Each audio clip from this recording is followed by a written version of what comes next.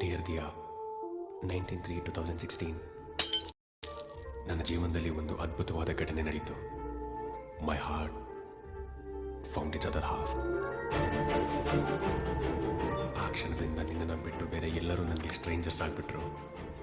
ನನ್ನ ಮತ್ತು ಅವ್ರ ಮಧ್ಯೆ ಒಂದು ಇನ್ವಿಸಿಬಲ್ ವಾಲ್ ಕ್ರಿಯೇಟ್ ಆಗಿಬಿಡ್ತು. ಪ್ರಪಂಚಕ್ಕೆ ನೀನೊಬ್ಬಳು ವ್ಯಕ್ತಿ ಆಗಿದ್ದೆ, ಬಟ್ ನನಗೆ ನೀನೇ ಪ್ರಪಂಚ ಆಗಿಬಿಟ್ಟೆ. ನನ್ನ ಹೆಸರು ರೋಹಿತ್ ಅಂತ. ನಾನು ಬ್ಯಾಂಗ್ಳೂರ್ CMRITಲಿ ಓದಿದ್ದು. ಆ್ಯಂಡ್ ಸಾಧ್ಯ ಆದರೆ ನನಗೆ ಕ್ಷಮಿಸ್ಬಿಡು. ಯಾಕಂದರೆ ನಿನ್ನನ್ನು ಎಷ್ಟು ಲವ್ ಮಾಡ್ತೀನಿ ಅಂತ ನಿನಗೆ ಹೇಗೆ ಹೇಳಬೇಕು ಅಂತಲೇ ನನಗೆ ಗೊತ್ತಿಲ್ಲ. ಬಟ್ ಒಂದಂತೂ ಸತ್ಯ, ನಾನು ಪ್ರತಿ ಸಲ ಉಸಿರಾಡಿದಾಗಲೂ ನಿನ್ನ ಜ್ಞಾಪಿಸ್ಕೋತಾನೇ ಇರ್ತೀನಿ.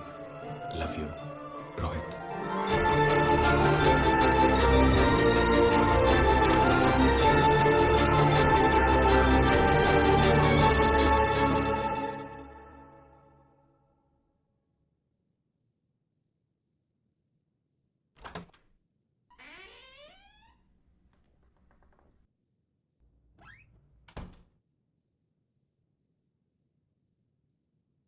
ಯಾರೋಳು?